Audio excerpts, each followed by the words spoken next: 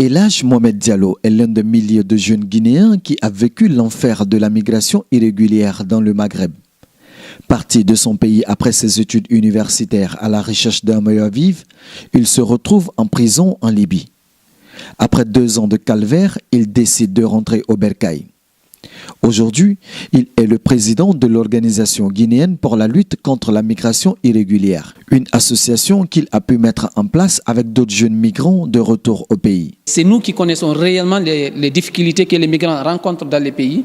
Donc on s'est dit, nos histoires d'abord peuvent servir des exemples aux autres jeunes qui n'ont jamais parti. Ça c'est un. Deuxièmement, il faut participer au développement de notre pays à travers nos expériences, à travers nos histoires, à travers les métiers qu'on a appris. Donc c'est ce qui nous a motivé réellement de créer cette association.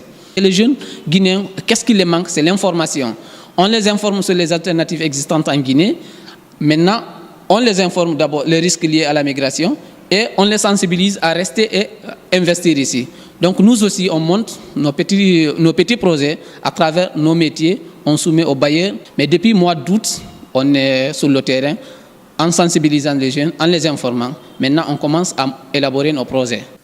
Depuis quelques mois, le gouvernement guinéen, à travers l'Office national de formation et de perfectionnement professionnel, est engagé dans cette sensibilisation contre ce phénomène de l'immigration irrégulière. Nous avons en ce moment lancé une campagne de communication. C'est la première phase de notre plan d'action.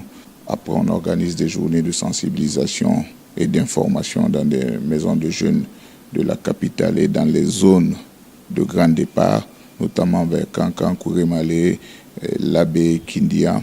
Nous allons donc lancer à l'issue de ce vaste plan d'action un programme d'apprentissage, un programme de formation, un programme d'insertion de ces jeunes pour que cette formation, cet apprentissage des métiers soit pour eux une alternative, soit pour eux la porte vers des emplois décents. Et nous comptons agir sur les jeunes afin de leur proposer des programmes alléchants qui leur permettront de rester en place et d'avoir un emploi décent, de faire vivre leur famille.